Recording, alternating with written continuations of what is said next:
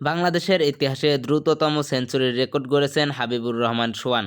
দেশের টি-20 ইতিহাসে দ্রুততম সেঞ্চুরির রেকর্ড গড়েছেন তিনি। রাইজিং স্টার্স এশিয়া কাপে হংকং চায়নার বিপক্ষে মাত্র ৩৫ বলে সেঞ্চুরি হাঁকান এ দলের এই ওপেনার। বাংলাদেশের হয়ে এর আগে দ্রুততম সেঞ্চুরির রেকর্ড ছিল পারভেজ হোসেন ইমনের। তিনি ২০২০ সালে বঙ্গবন্ধু টি-20 কাপে ফরচুন বরিশালের হয়ে ৪২ বলে সেঞ্চুরি করেছিলেন।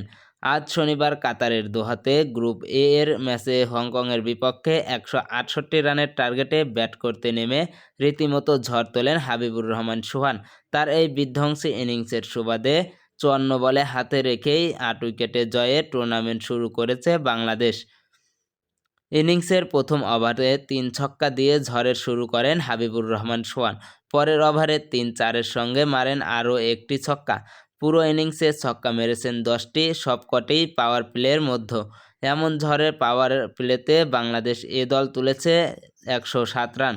এই ১০৭ রানের মধ্যে পাওয়ার প্লেতে ২৫ বলে ৮৮ রান করেন হাবিবুর রহমান একাই। অন্য ওপেনার জিসান আলম তাকে সঙ্গ দিয়েছেন, তিনি পাওয়ার প্লেতে করেন মাত্র ১৬ রান। সপ্তম ওভারে আউট হওয়ার আগে জিসান করেন ১৪ বলে ২০ রান। দুই ওপেনার মিলে গড়েন ৩৯ বলে ১১১ রানের জুটি।